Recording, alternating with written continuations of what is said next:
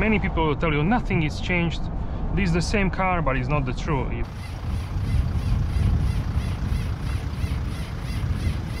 As you can see, it works really well. Steering wheel is actually capacitive, so you don't need to wiggle with it. We are in the stop and go, as you can see with the icon, like vroom. But here it's like I cannot even notice that. Hello guys, Ivan here and welcome to a new video. So today we have here the new facelift of the very popular large SUV, which is the GLE SUV. And special thanks to MG Performance Center, Bratislava-Lamač, for having us here today with the new GLE facelift. So in this video we will go for a drive together, and you already saw this car in full detail in separate video previously.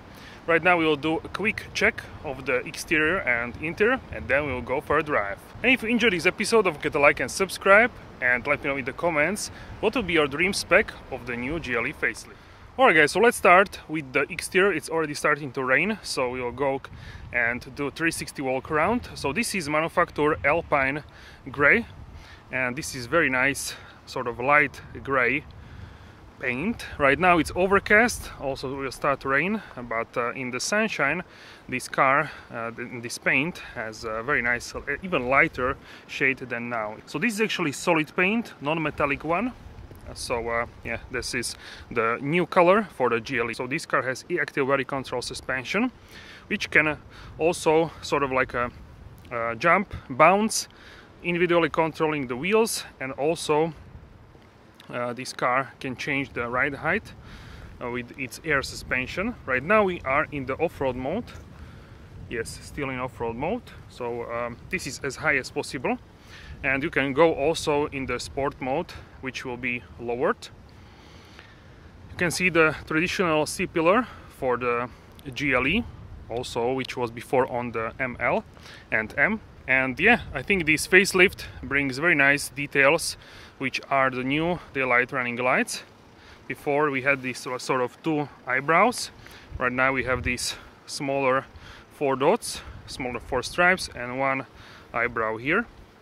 And in the grille we have Mercedes stars right now. Before we had the diamond grille. And also, if you take a look here at the lower section of the front apron, front bumper, this has sort of new design of these intakes, which are cosmetic in this case, and also this sort of like a A-wing design for the AMG. So this is AMG line package, the more sporty package. You can also see there the UV protection on the windscreen. You can see that the windscreen is a little bit like a blue. And personally I really like the facelift. I got quickly used to these new facelift changes. And many people actually like to buy facelift because it's polished out from the factory, even on the inside parts which are not told by the manufacturers. That's for all facelifts in general. They are actually changing a lot of parts.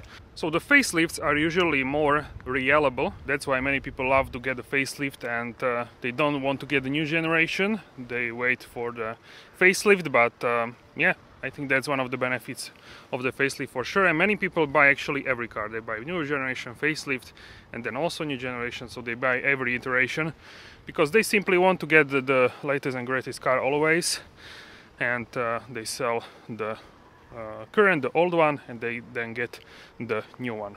So here is the back. We have now new tail lamps, so you can see these two smaller stripes, and before we had this sort of like on the edge of the tail lamp, sort of like a cookie cutter.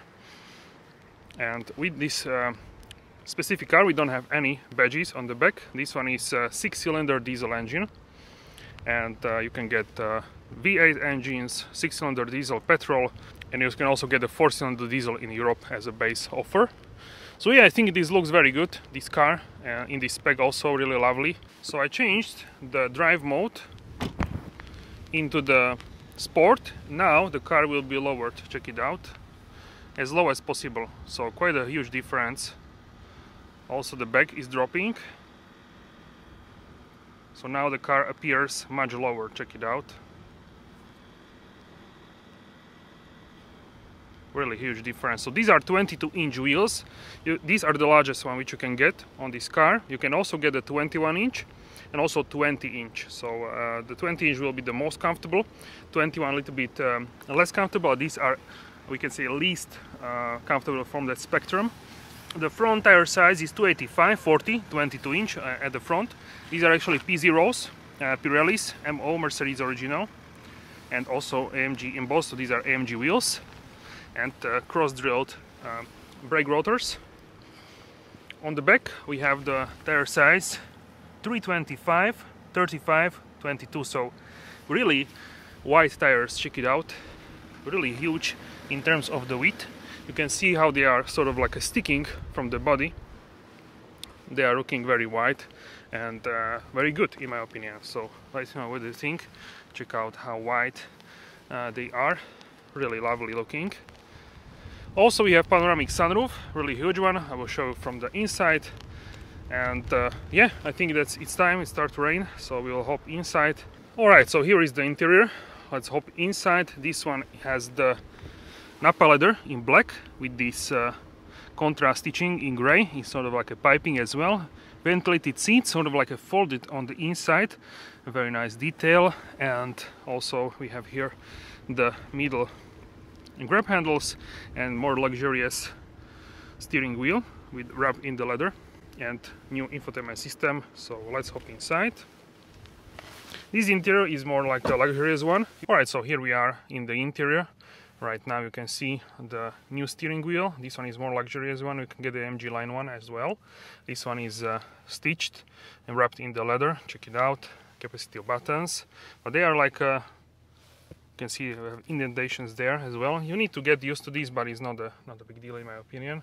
You can have here the heated seats, ventilated seats, and you can control the passenger seat as well. And we have 3 memory positions for the seat. This flowing line design from the Maybach, really luxurious one. Check it out, and looks really lovely. In the middle we have the piano black, and here are the flowing lines. Burmester surround sound system, and here is the sunroof. Check it out. You can also open it on the ventilation like this, where you have small gap, or you can open it like this. The roof window is tinted a little bit, but yeah, you have also the roller sunblind. So check it out. You can close this. Really nice amount of the fresh air you are getting from the sunroof, and I really like that you can open it as well. Not on every car you can do that actually. So if you press, then the roller sunblind will actually close. So really huge benefit of this car is the sunroof, I would say, and that you have also this roller sunblind. Also, not on many cars you have this as well. So that's really good benefit. Here we have the NTG7, the latest infotainment system. So much space in this car. So I think it's time to go for a drive. Here are the back seats, a lot of space. So yeah guys, really luxurious in every way and really spacious as you can see. I really like this car. It's like universal family car. Let's go for a drive. Alright guys, so we are going for a drive. And first let's talk about prices in Europe. So prices in Europe are actually very interesting. So the 2.0-liter diesel is actually priced nicely. The 3.0-liter 6-cylinder, this one, 367 horsepower, a mild hybrid as well. So this one is priced only about 5,000 euros less than the 53 AMG. So in my opinion, I would go and get the 53 AMG instead if I would drive sensible kilometers per year. If you really do a lot of long haul driving, then it will be better to have a diesel. And that's also similar for the 450 petrol and 53 AMG. The difference is like 8,000, so also not huge in terms of the pricing. So I think yeah, it's really something what you need to think about. Also then we have the plug-in hybrids, which are also very nicely priced. You can also save fuel if you drive on daily basis to the work, 100 kilometers.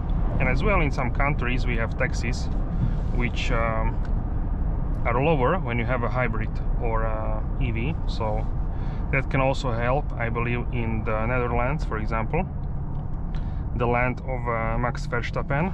They have actually pretty high taxes, so if you have a hybrid car or EV, I believe, then you have much lower taxes.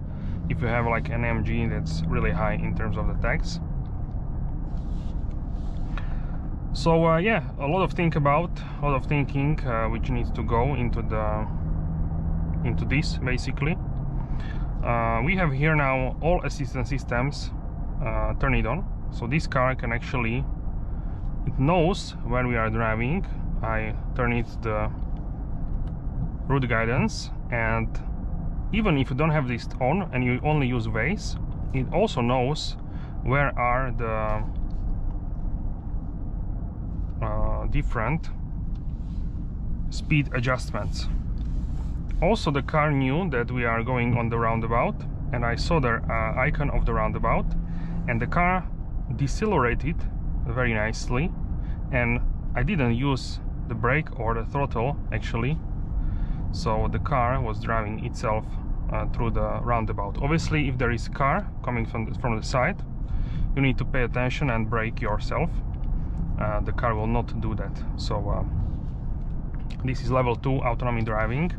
Level 3 was already authorized on some sections and in some countries up to certain speed. I believe it's only like lower speeds up to 60 kilometers per hour, around 30, a little bit more than that, miles per hour.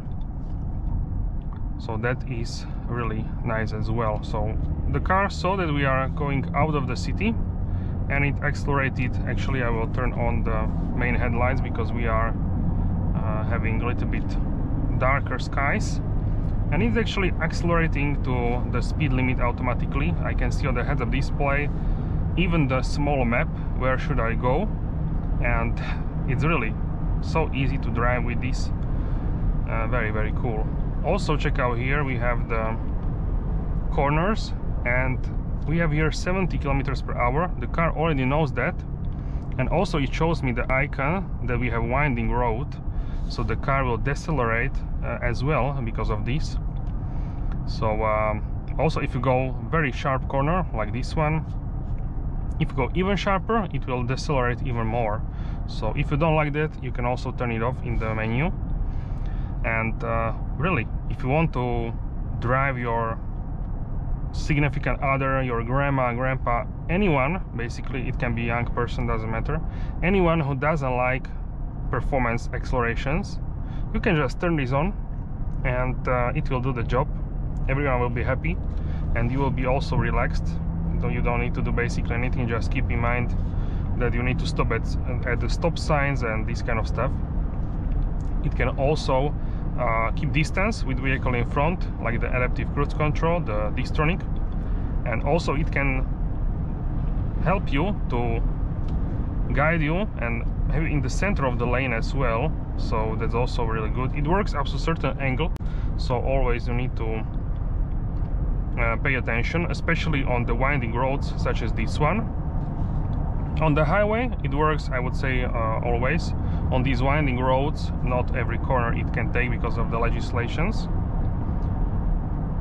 So yeah, the car now knows that in 400 meters, 300 meters we will enter the city. So it already started to brake, and it also showed me here 50 kilometers per hour, and we will already arrive in this small village at the speed limit almost. It's not exactly always to the 1 kilometer exact, but I would say it's very, very close to that.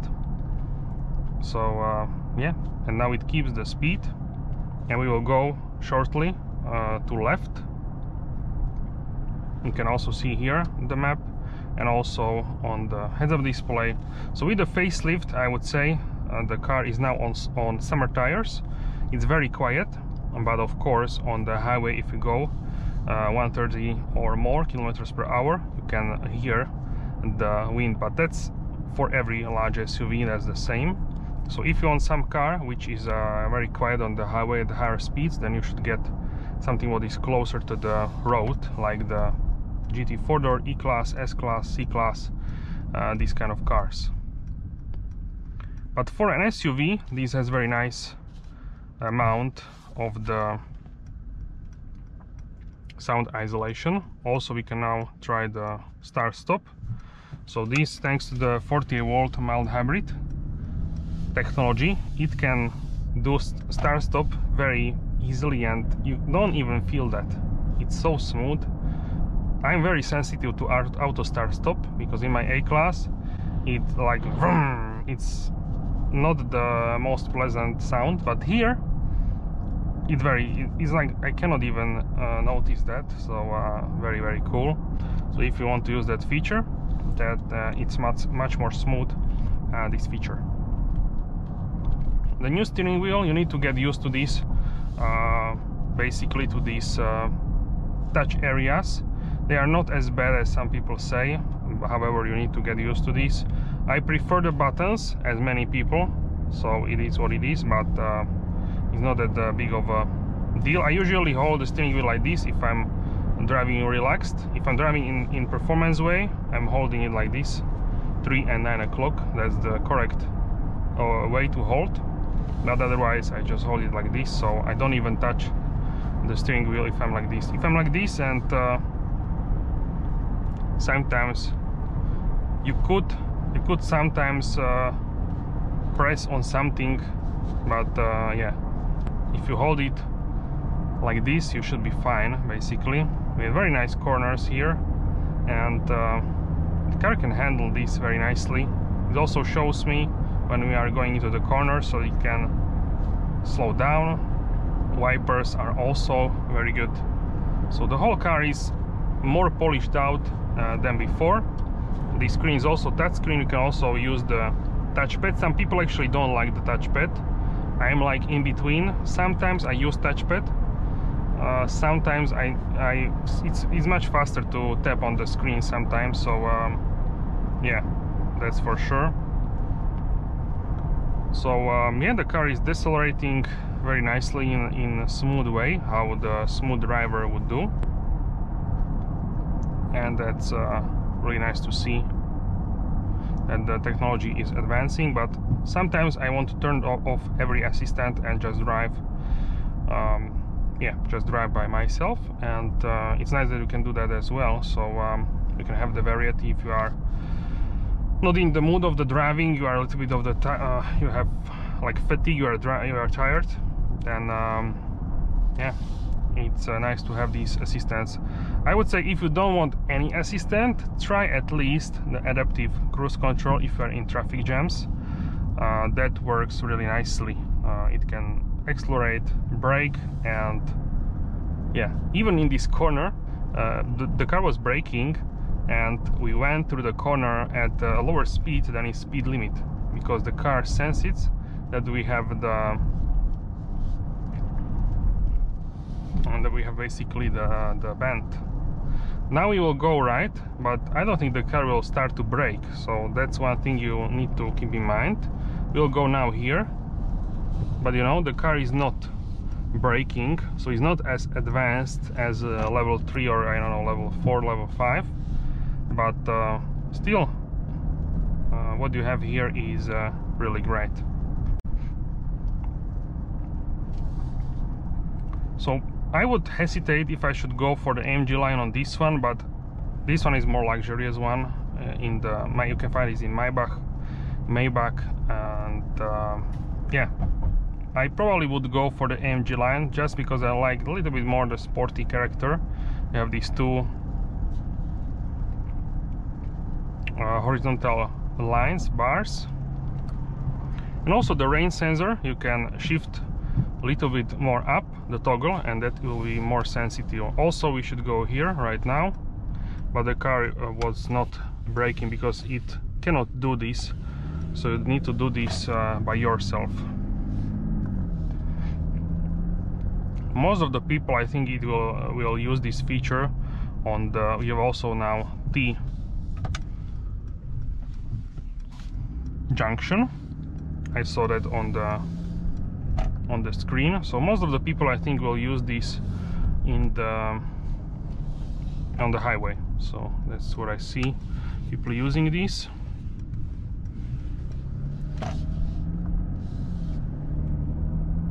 And especially in traffic jams, this is like so good. If you are for like 30 minutes, 1 hour, 2 hours in traffic jam, I think it's so good to be able to go through the traffic jam with the help of the assistants, because the stop and go traffic, you don't really want to do that if you don't have to. So now we have also end of the city, but simultaneously we have 70. So let's see what the car will do. So the car saw that we are outside of the city, but we also saw 70. Now the 70 ended, so we have now full power. We can overtake.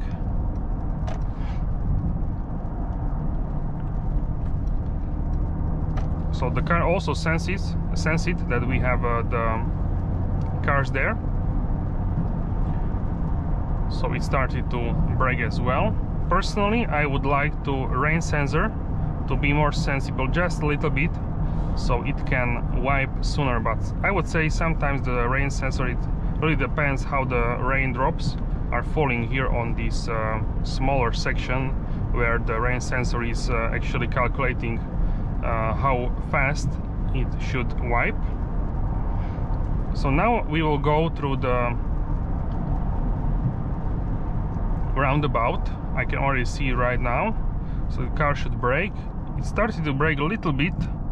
Okay, so for me this was, and I'm like a faster driver, for me this was too, the braking was not enough, I would say. So we went to the roundabout at faster speed than I would like to do. And if I would drive performance way, okay, but in a comfortable way, like this assistant should do, it should brake more, I think. So yeah, you always need to keep an eye on these assistants, but yeah, 98% or something like that, it works how it should work in a really great way. So yeah, the comfort of the car is really wonderful. We have also, let's turn off the assistants, we have also the curve mode. I set it on level 3, so this will actually lean on the side with inactive body control.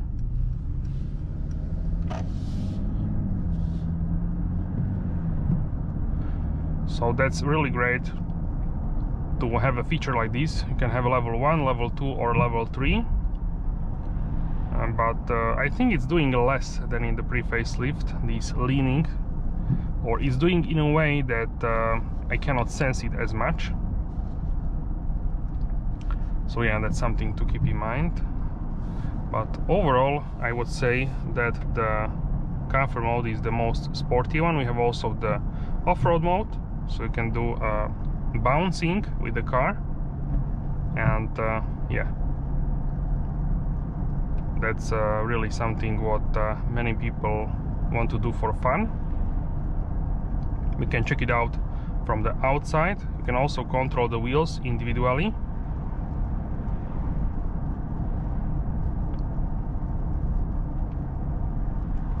Let's go to sport mode.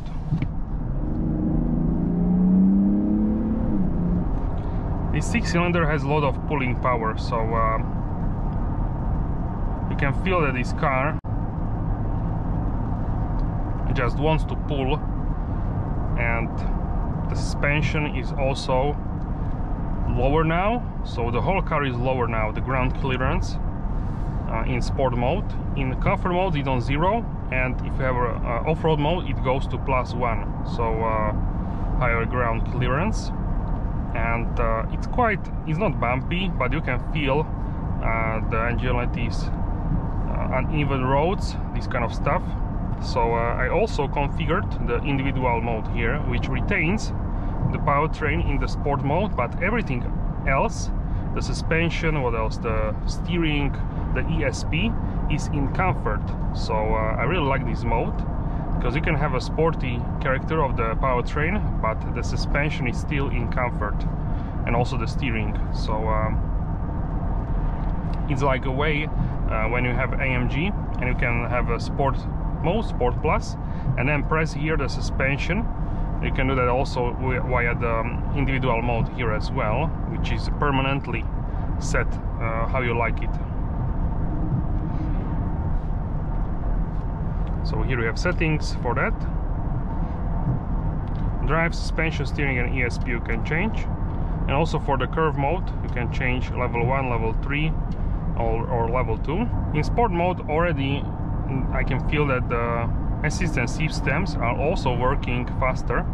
So they are accelerating much faster than in the comfort mode. And also the braking is actually pretty dynamic. Check it out. Here is the village and here 56. So yeah, pretty spot on.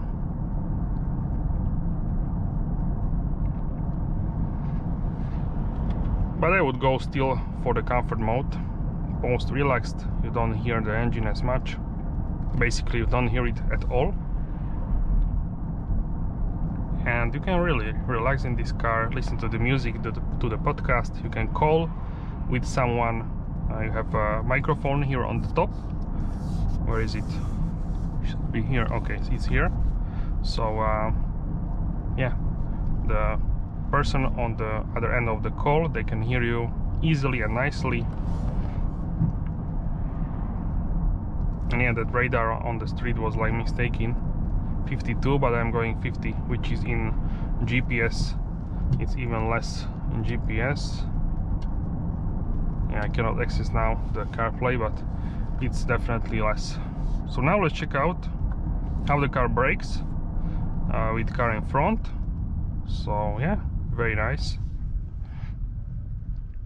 Also it senses that we have 30 kilometers per hour. I will just increase that to 32. In terms of the levels, we are in level 1, so as close as possible to the car, but they will probably go faster. So in this kind of stuff I recommend to turn off the assistance systems, because you know this is not your typical road scenario. But they are working nicely on the road. I was driving here just last week and they already finished the resurfacing the asphalt. So yeah, very calm in the GLE, very calm experience. Alright guys, so we have full-on rain right now, and yeah, let's test how this car works in the rain. So when I was driving before this car on the dry, I immediately noticed how much grip this car has thanks to its wider tires. So those tires are so wide that you have a really crazy grip. In my A-Class I have less grip than in this huge GLE, which is has higher ground clearance, and also center of the gravity is higher up than in my A-Class, but still, thanks to these wider tires, you have so much grip in the corners that yeah, the car feels so planted in the corners. Absolutely unbelievable actually. So really huge achievement by the Mercedes-Benz. So let me know how do you like this. Also right now we have the full screen Apple CarPlay and Android Auto. So right now I have Waze on full screen and it's looking very nice actually. On full screen you have much more informations, and if you want you can also do like a split screen, and then you have here information where you should go, and here you have like a player for the podcast, music, this kind of stuff. So yeah, very good, the interface. I really like this. So yeah, I would usually use it like this with the player for the podcast or music, and here you have next, where you should go next, and here is like a smaller version of the Waze navigation.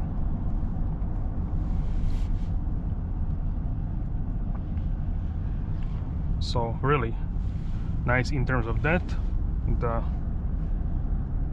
Don't really like hear the raindrops as much as I expected, so it's pretty quiet. So yeah, overall really great experience in my opinion.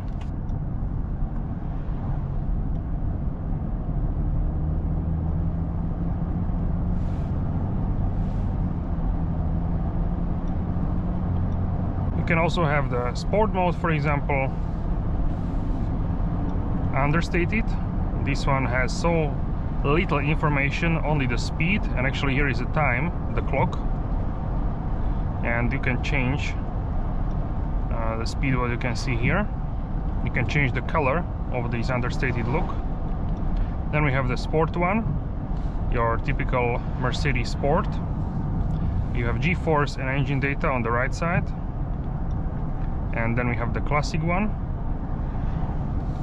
I really like this one because you can see the RPMs on the right side, and on the left side you can see the speed, and in the middle you can have, for example, the navigation, or if you scroll you can have the odometer information from the start, from reset, eco display, consumption at the moment, and also average consumption from start, attention assist, when was the last break, media, and the navigation, which I really like to have it like that.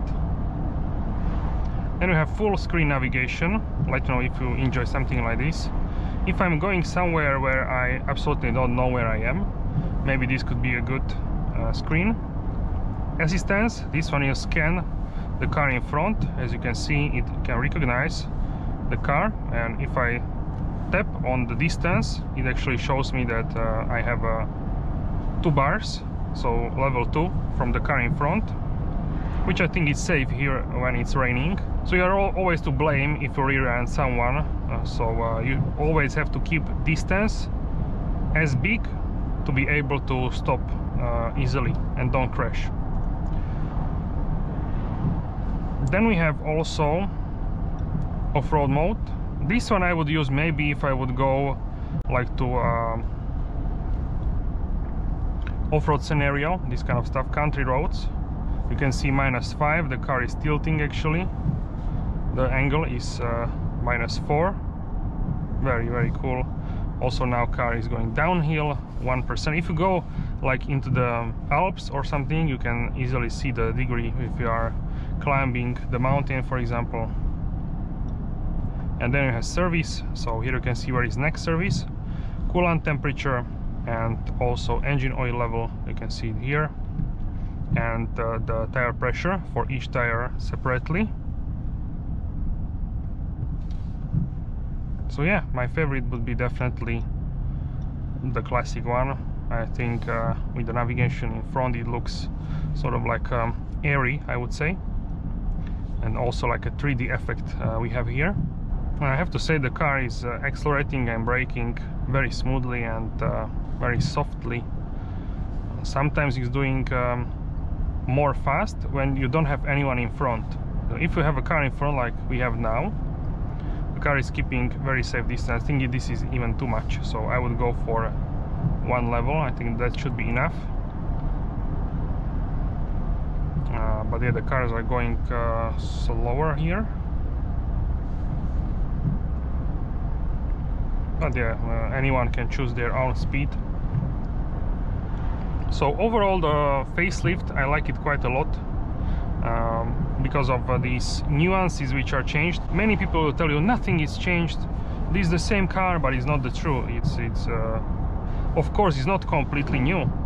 That would be new generation. This is a facelift which will refresh, give you more fresh look on the same generation. So you cannot expect everything looking drastically different. So that would be the next generation if they would completely change drastically. So people say it's the same interior, but facelift doesn't change like completely things. It's only small nuances like the steering wheel, infotainment. So yeah, I think this facelift for people which are ready to change their car, it's good to change, and I don't see a reason why you shouldn't change. If you want to wait for new generation, fine, why not? You can always do that. But I think this facelift is something nice to consider.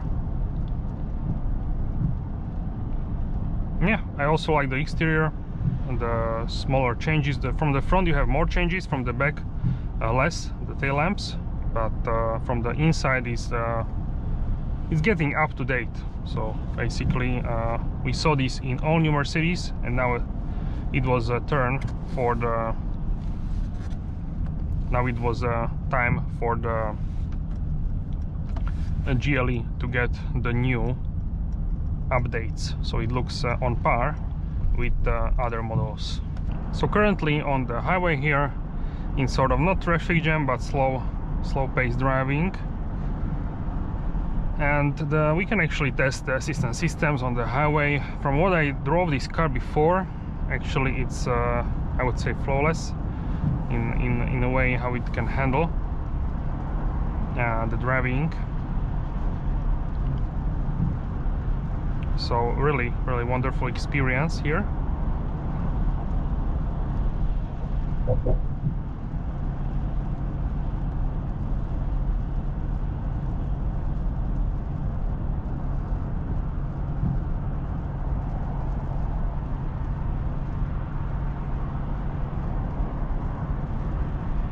So now we have 80 here, the car should accelerate.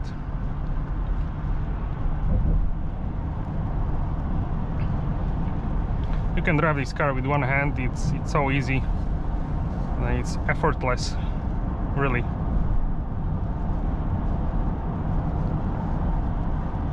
So now it brakes because we have a truck in front. Currently we have set 1, so minimal distance. This is about 2 seconds, the minimal safety distance. We can actually measure that with that pole. 1, 2. So yeah, it's about 2 seconds. So obviously at higher speeds you need more room because you are going at faster pace. Yeah, I'm really enjoying this driving. Really wonderful. Now it recognized 100, but surely and slowly will go into the tunnel, which has 80. We can also try here the auto steer. So this will keep us in the center of the lane. This auto steer assist works the best on the highway. It will start to beep if you don't. Now it showed me that I should start to hold the steering wheel, but if I don't do that, it will start to beep first. Also you should recognize here the 80 km speed limit. Okay, so now it started to beep at slower pace. If you don't respond, it will try to beep at faster pace. And if you don't do that, it will actually start emergency procedure. So the car will stop and put on hazard lights and call for emergency. Also, it showed me here a new icon that I'm in the traffic jam. So we can actually go and check out here the assistance driving. Wow, it shows me that I'm in the tunnel. I think this is new. I haven't seen this before, like ever. And let's check out if it can recognize this car. It only is focused on our lane, probably. Yes, it shows me only the car which is in front of us.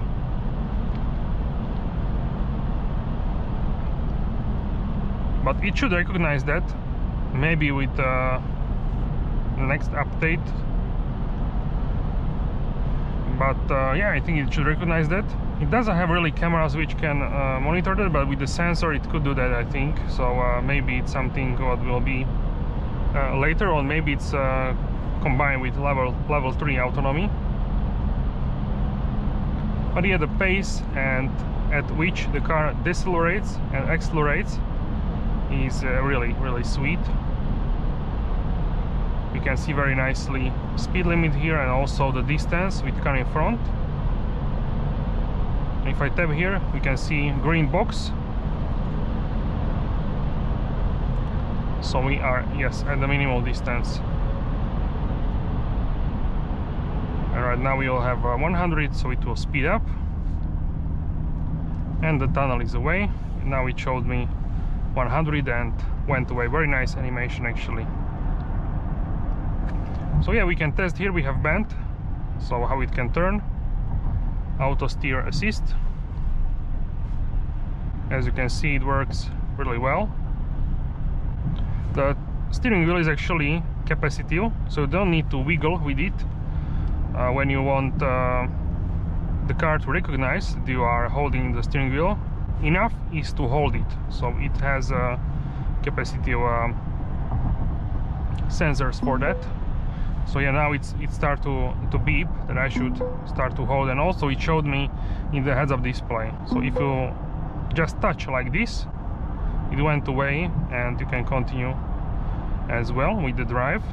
So you have I think around half a minute, 30 seconds for the system to show you the picture of steering wheel with hands. Maybe less,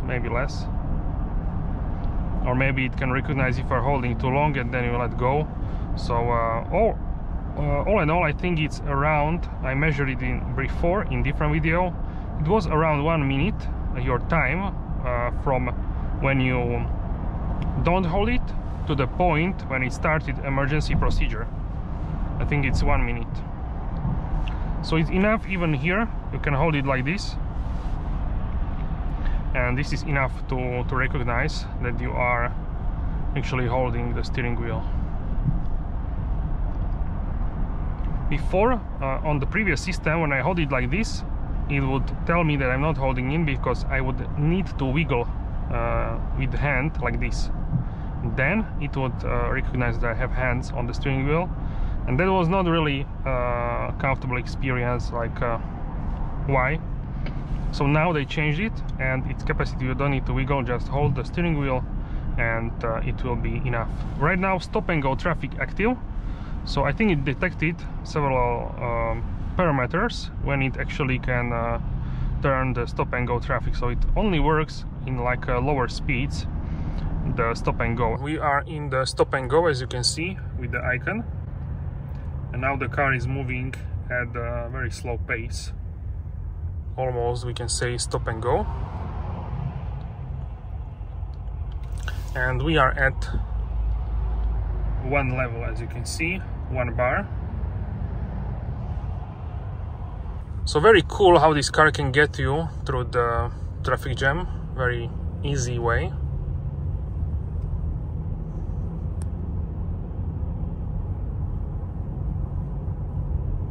And here is a mistake. The car thought that we are actually going outside of the city, and it gave me speed limit 130, which is not true. We are going in the city.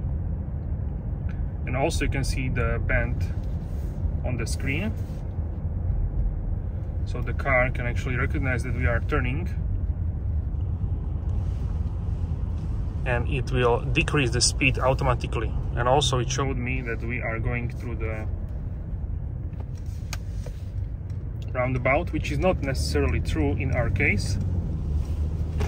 So yeah, really great system, and let me know how do you like this.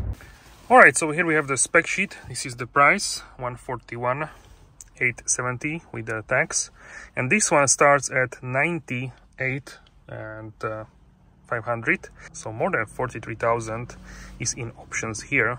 And yeah, very loaded.